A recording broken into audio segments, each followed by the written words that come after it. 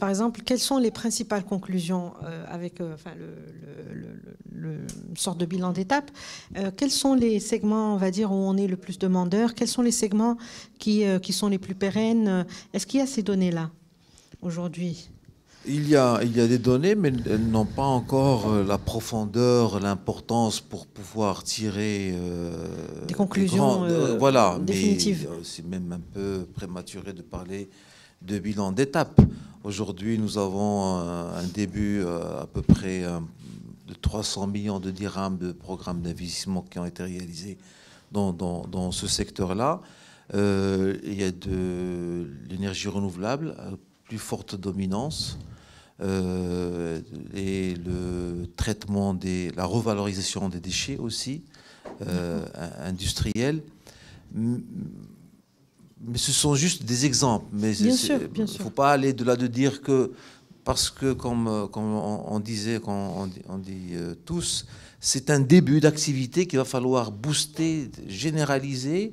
Et donc on en est aux prémices, on l'a bien dit, on est vraiment aux prémices, mais juste quelques... On est prémices. Alors, on est en prémices, il faut relativiser. On est sur certains secteurs, on a bien avancé, on est au-delà des prémices. Maintenant, on est dans la consolidation, dans le mix énergétique, on est très bien avancé. Bien avancé en tout cas pour aller à l'objectif qui a été assigné. Mais par contre, là où l'effort reste encore à faire, et encore une fois, peut-être de vulgarisation, d'apporter l'information vers les consommateurs, qui sont la PME, PMI principalement, c'est ce segment-là de la population dans lequel on souhaiterait non seulement une prise de conscience de l'impact sur le business model, sur leur survie en tant qu'agent économique, pour qu'ils actionnent ou démarrent un projet de verdir leur business. Et pour cela, je reviens, et j'en conclue peut-être avec ce mot-là, il n'y a pas d'autre manière que l'homme et la femme, l'élément humain. Parce que dans une PME, prenons une PME qui produit du papier, ou il produit des micros, n'importe. Si le business fonctionne as usual, tous les matins les machines tournent. S'il n'y a pas une prise de conscience à un moment donné, on dit comment on fait. Le chef d'entreprise à lui tout seul, c'est très difficile. Il est sur tous les fronts. Donc il faut je parlais au conditionnel, d'assigner à un ingénieur quelqu'un qui porterait ce projet, parce que c'est un projet qui va un peu changer des habitudes, changer une manière de faire.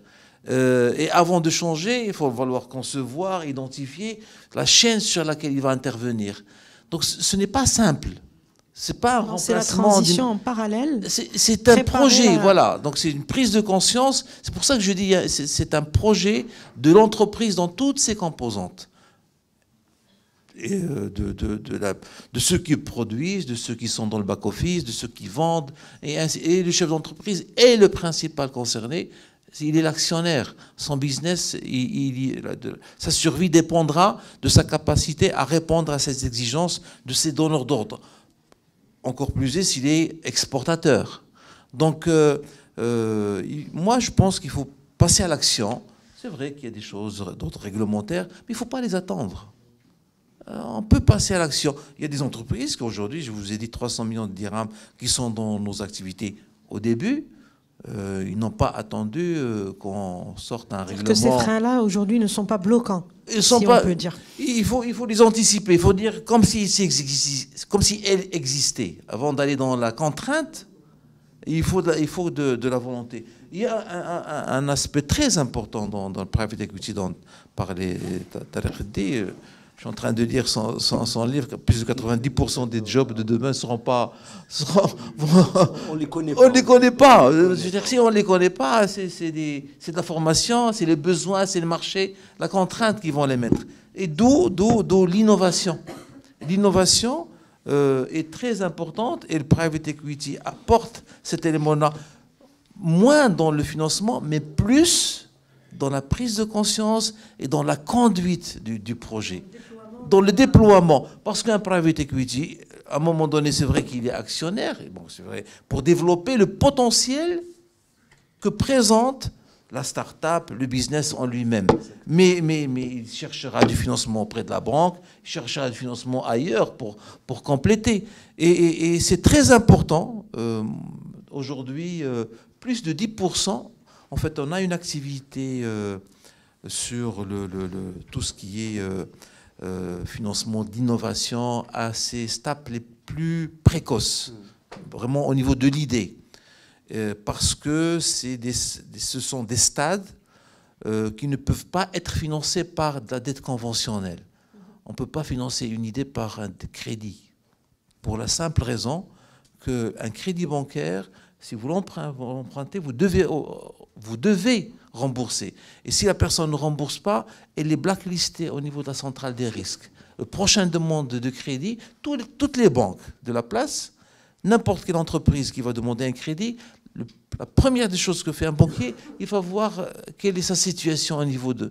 Donc, partant que l'innovation ne réussit pas systématiquement, encore loin, sur son projet, on a peut-être 2, 3 ou 4 qui vont voir le jour et avancer. Le reste, il ne faut pas pénaliser les jeunes qui avaient des idées, qui n'ont pas réussi. L'échec fait partie de la vie.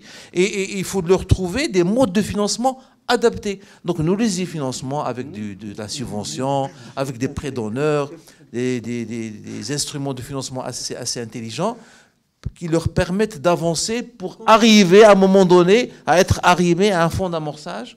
Un de ces fonds d'amorçage dans lesquels nous sommes partenaires, c'est celui d'Azur Partenaires, et un des investisseurs qui sont avec nous dans Azur, ils ont exigé à ce qu'il y ait 30% dans... Non, 20%. 20%. Donc on compte les 10 de différence ou pas? Mais on va faire plus, on peut... L'objectif, c'est de faire un... Et c'est rentable. Et c'est rentable.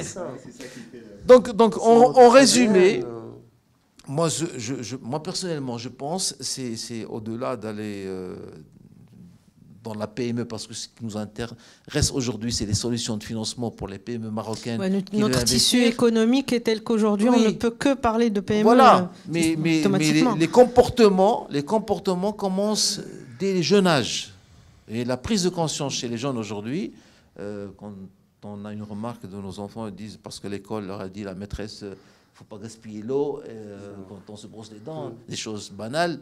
Et on dit, on porte de la valeur, on porte des objets, mais des idées, mais des fois dans notre quotidien, c'est l'âge peut-être, on a du mal à s'en défaire de certaines pratiques. Donc c'est un comportement... Il faut façonner en fait un mindset aujourd'hui pour que ces défis-là puissent être relevés. Ce ne sera pas facile, je pense.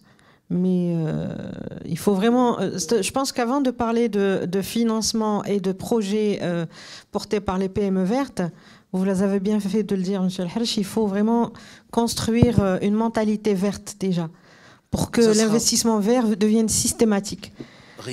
Écoutez, rien n'est facile. Rien pour se déplacer de Rabat Casa, il faut se lever à 6h du matin pour honorer l'engagement de vos invités et apporter. Donc il faut de l'effort, il faut du courage, il faut de la volonté. Mais rien n'est impossible. J'en veux pour preuve, pour le cas marocain, comment on a passé l'épisode Covid. Exactement. On a réussi sur tous les fronts.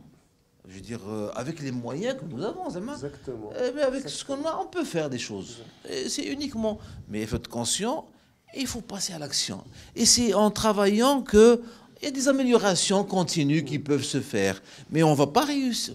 Tous les projets ne réussissent pas du premier coup. C'est pour ça qu'il y a des versions 1, version 2, version 3. Try and learn. Merci.